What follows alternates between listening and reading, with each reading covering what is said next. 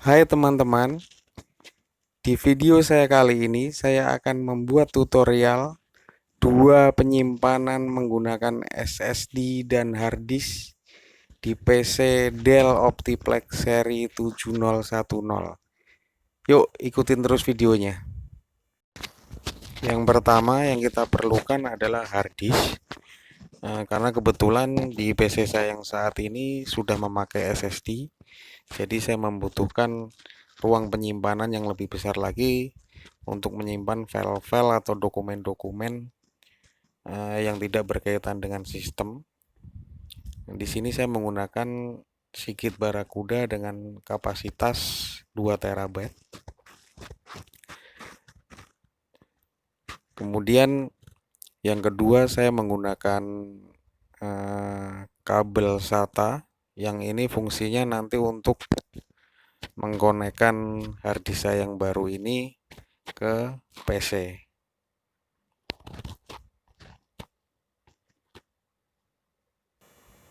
Yuk langsung aja kita mulai. Simak terus videonya. Yang pertama kita buka dulu ini casingnya dengan cara menarik kalau untuk seri PC saya. Hal ini juga mungkin tidak terlalu berbeda dengan seri CPU lainnya. Nah, kemudian kita buka DVD room dengan cara menarik, ditarik ke atas, kemudian kita tarik ke sebelah kanan dan kita cabut konektor kabel power dan kabel datanya. Setelah tercabut, kita melepas tray untuk menyimpan harddisk itu nantinya. Nah, dengan cara mendorong ke kiri, kemudian kita tarik ke atas secara berlahan sambil kita lepas dengan hati-hati karena di sini terhalang oleh kabel. Jadi pelan-pelan aja kalau untuk seri PC saya ini kan kebetulan casingnya kecil jadi rapat, jadi ruangannya pun terbatas. Setelah terlepas, kita tarik ke atas seperti ini. Kemudian kita cabut kabelnya. Setelah terlepas kabelnya, kita tarik tempat penyimpanan harddisknya dari tray. Nah, bentuknya seperti ini. Nah, ini SSD-nya. Jadi ini saya memakai tambahan tray karena memakai SSD ini terlalu besar. Jadi untuk tray SSD-nya ini nanti akan saya lepas dulu. Nah, saya lepas pengaitnya dulu yang ada 4 pengait di sebelah kanan kiri secara berlahan seperti ini. Nah, ini udah terlepas SSD-nya dari tray tempat penyimpanan harddisk. Nah, setelah terlepas tinggal kita ganti aja nanti begini. Jadi posisi tray SSD tadi kita gantikan dengan harddisk. Nah, tadi SSD-nya kan seperti itu memakai tray. Nah, kalau untuk harddisk tinggal kita masukkan saja ke dalam tray harddisknya ini dan kita sambil masukkan pengaitnya itu yang di bawah kanan kiri itu ada 4, kita masukkan ke lubangnya yang sudah tersedia pelan-pelan aja supaya tidak patah karena ini mudah patah.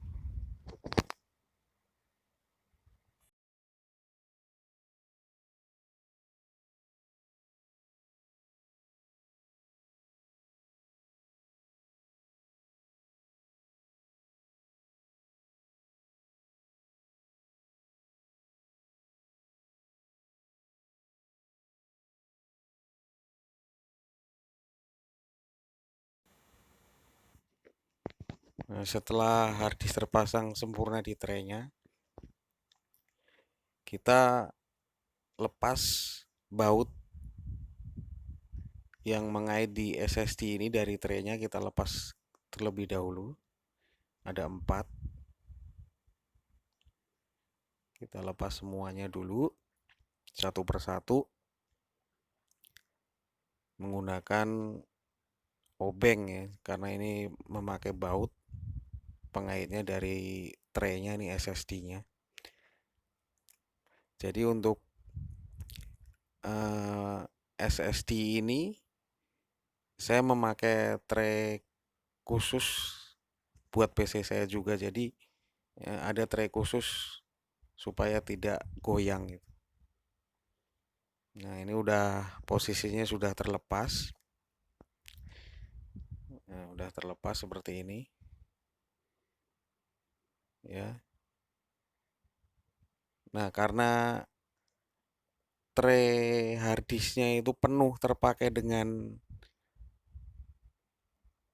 harddisknya, otomatis SSD-nya ini nanti akan saya selipkan di atasnya harddisk, nanti memakai kabel double tip supaya tidak mudah terlepas. Nah, saya selipkan di atasnya seperti itu, masih ada ruang sedikit dari traynya, saya lepas. Nah, saya posisikan seperti ini, nanti saya tempelkan menggunakan double tip ya. Nah, jadi traynya ini nanti ada 2 penyimpanan dengan SSD dan hard disk. Nah, nanti posisinya seperti itu, dan SSD-nya sendiri sudah saya tempel pakai double tip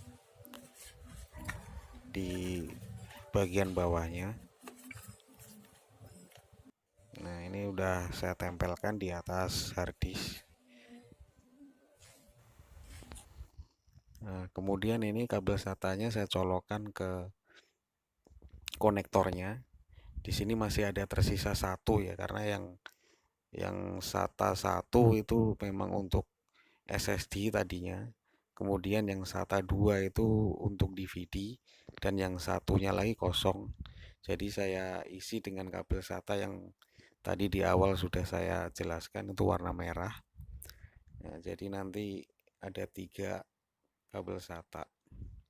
Yang pertama nanti untuk ke SSD, yang kedua untuk ke hard disk, dan yang ketiga ke DVD.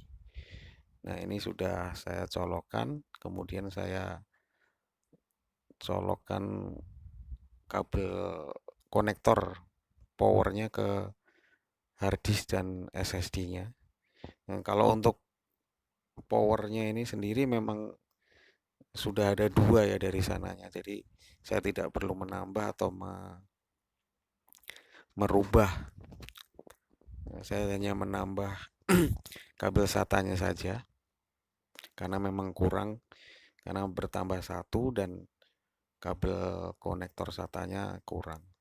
Nah, di sini saya colok ke SSD dan ke hard disk. Setelah terpasang sempurna, saya masukkan ke tray-nya. Nah, jadi seperti ini ya, masih muat gitu, meskipun kita selipkan SSD-nya di atas hard disk. Kemudian kita pasang seperti melepasnya tadi, tidak berbeda sih, cuman kita hanya bedanya kebalikan dari melepas tadi. Nah, ini setelah itu kita dorong ke bawah dan kita kunci lagi.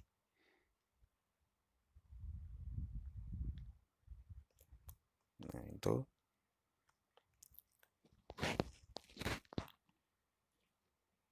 kita rapikan dulu kabel-kabelnya ya, supaya tidak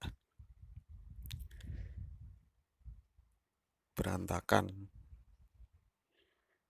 Kemudian kita pasang DVD-nya lagi nih. Nah, di sini kabel SATA yang nomor 3 tadi untuk DVD saya pasang lagi ke DVD-nya, dan kabel powernya juga kita pasang.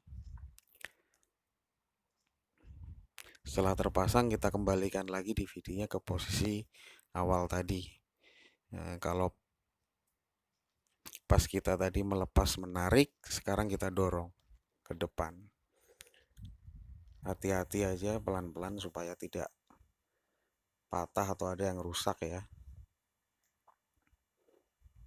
Nah, kita pasin dulu seperti itu. Nah, kemudian kita dorong. Kita cek dulu apakah ada yang belum sempurna terpasangnya. Nah, kita cek semua dulu kabel-kabelnya. Setelah selesai, semua pasti udah terpasang, kemudian kita tutup lagi casingnya. Nah, kita akan coba lihat ya apakah harddisk yang kita pasang ini terdetek di komputer. Langsung aja ya. Nah, di sini harddisknya belum terbaca ya, jadi masih yang SSD aja yang terbaca. Kalau hal ini sih mungkin biasanya sih cuman karena belum dipartisi aja. Kita bisa cek dengan, nah ini langsung kita cek aja ya, dengan klik kanan start, kemudian pilih disk management. Nanti akan muncul seperti itu. Nah, ini udah terlihat ya, itu di bawah itu ada disk 1 dengan kapasitas 1863. Nah, kita langsung partisi aja. Klik OK. Nah, untuk membuat partisi mungkin teman-teman semua udah pada paham ya. Jadi saya cepet aja ini. Nah, seperti itu. Kita klik next. Kemudian nanti muncul seperti ini, kita akan masukkan berapa kita akan membuat partisi. Di sini saya akan membuat 1 tera ya. Jadi saya masukkan 1.240. Kemudian klik next di sini. Setelah itu kita pilih NTFS dan volume labelnya ini namanya ya, tapi ini bisa dirubah nantinya juga. Saya namain dulu aja data seperti itu ya. Nah, tapi ini nanti meskipun kita namain di dalam file explore-nya sendiri nanti bisa kita rubah namanya sesuka teman-teman semua mau dinamain apa. Kemudian klik next. Setelah itu kita klik finish. Nah, langsung ya itu udah ke partisi filenya E, karena memang tadi saya pilih E dan masih ada sisa sekitar 863 GB. Jadi untuk harddisknya yang tadi saya tambahkan sudah terbaca dan sudah bisa digunakan ya. Jadi untuk teman-teman yang butuh penyimpanan banyak bisa menggunakan cara seperti ini. Ya udah, cukup sekian video saya kali ini. Mudah-mudahan bermanfaat. Jangan lupa klik like, share, dan subscribe jika menyukai video saya kali ini. Terima kasih.